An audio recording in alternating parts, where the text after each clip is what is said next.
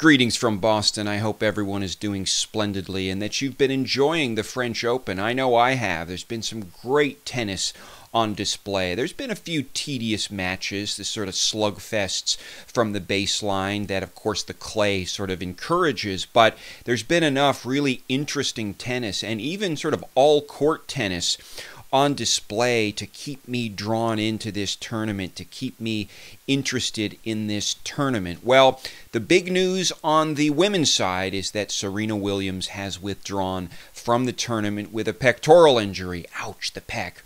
Well, that means that Serena will not play her match against Sharapova. We wish her a speedy recovery. She will be back, and she will probably eventually get her fourth title at Roland Garros. On the men's side, we've got some interesting developments in the round of 16, and we have some quarterfinals teed up. The casualties of the round of 16 were David Goffin, who fell to the Italian, who brings a very nice one-hander, Marco Cecchinato, excuse me.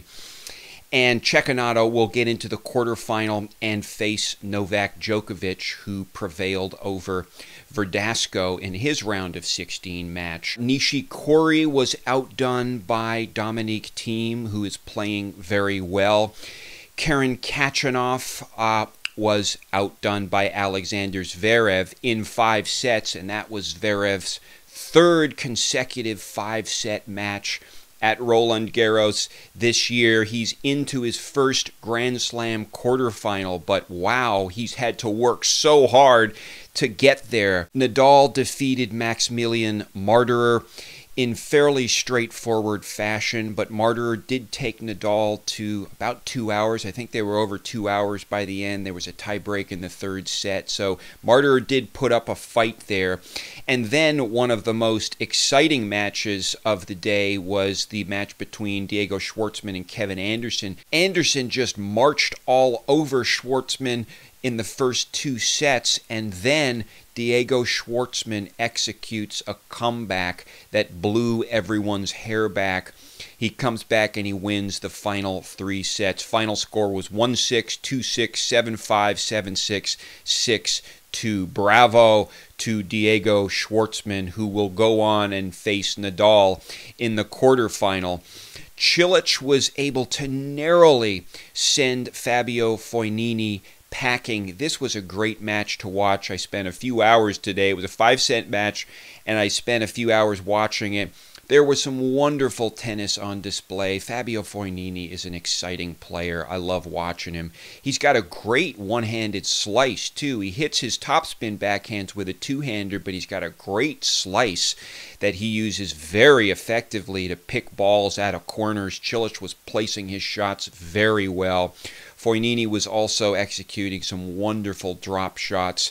In all, that was a very close match, and Cilic just barely got out of that. Congratulations to Cilic. He will go on to face Juan Martín del Potro, who was able to prevail over John Isner in straight sets in his round of 16 match. So that means we have some interesting quarterfinals teed up, and we have some real competition for Rafael Nadal as he seeks to take his 11th title, record 11th title at Roland Garros. Well, the Nadal versus Schwartzman quarterfinal will probably be a fairly straightforward affair. Nadal is 5-0 against Schwartzman in their head-to-head. Schwartzman has never given Nadal any problems on clay, and I don't think he's ever won a set from Nadal on clay. So it's pretty much a foregone conclusion that Nadal is into the semifinal.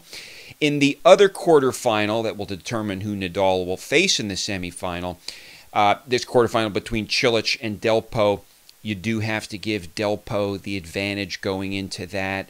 Delpo leads in their head-to-head 10-2. Delpo has won all the meetings on clay. Cilic looks fairly good this week, but I don't think it's good enough to get past Delpo. So that'll set up a Nadal versus Delpo semifinal, and Nadal will have pretty much every advantage going into that semifinal, but Delpo will put up a fight. I do think Nadal is virtually assured a spot in the French Open final this year. I mean, that much can be said.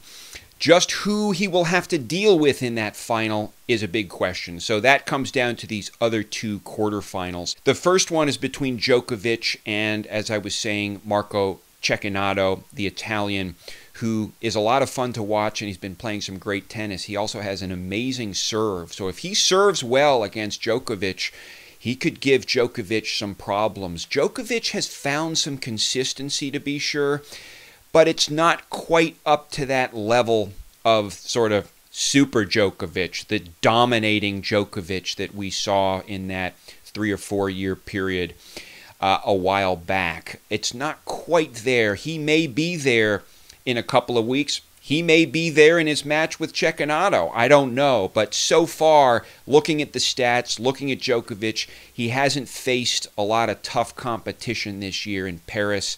Bautista Agut is about the most he's had to deal with. So now he's got a match that looks to be fairly straightforward unless Cecchinato can really pull off something of an upset here. But Djokovic looks good to get into the semifinal. And that is a good thing from our perspective because Djokovic, of course, is a person who knows how to deal with Rafael Nadal on clay. He's beaten Rafael Nadal 7 times on clay. 5 of those times have been in straight sets.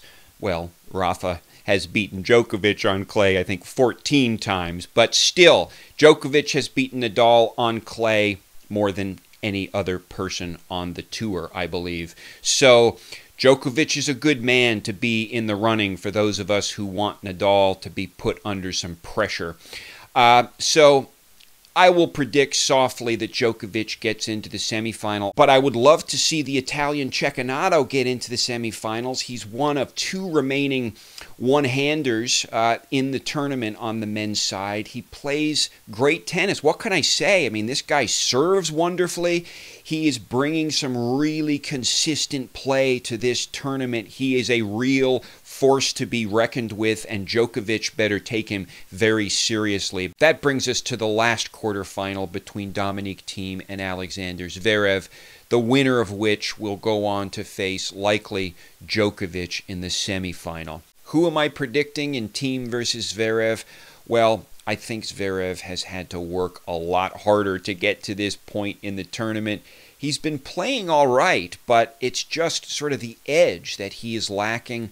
He's got to be exhausted after 3 consecutive 5-set matches. To be sure, he's a young guy.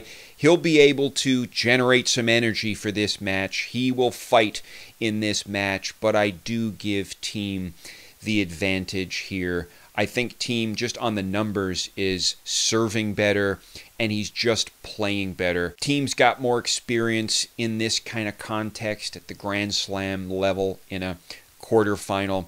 And I just think Thiem is capable and will be able to send Alexander Zverev packing. So that will tee up a semifinal between, let's say, Djokovic and Thiem. And that'll be a great match, another one to watch really closely. I do think that given the current level of Djokovic's play, he's playing solidly, but it's not that super Djokovic. It's not the dominating Djokovic that we've seen before. I do think Thiem will be able to see off Djokovic in the semifinal. So that will tee up what I'm predicting will be a final between Rafael Nadal and Dominic Thiem, between the King of Clay and the Prince of Clay. And I think the time is right for Dominic. I think Dominic is going to win his first Grand Slam title. He deserves it. He's great on clay. He knows how to do a job on Nadal, on the red dirt, and he will do so in this final. But if Djokovic can get through to the final, and someone commented about this the other day, I tend to agree with this proposition. The comment was, if Djokovic gets to the final, he wins. And that may very well happen as well. So this is really exciting. I'm going to be doing a lot more episodes as this thing heats up. This is so much fun. And I think Nadal has a real problem on his hands. He got an easy draw in terms of his path to the final, but in the final, I think he's got some issues. We'll just have to see who's going to be there waiting for him. I think it should be Thiem, but it may very well be Djokovic. We'll have to see what happens. Give me your thoughts. Give me your predictions. Once again, I hope you all are doing very well. Signing off from Boston. Bye for now.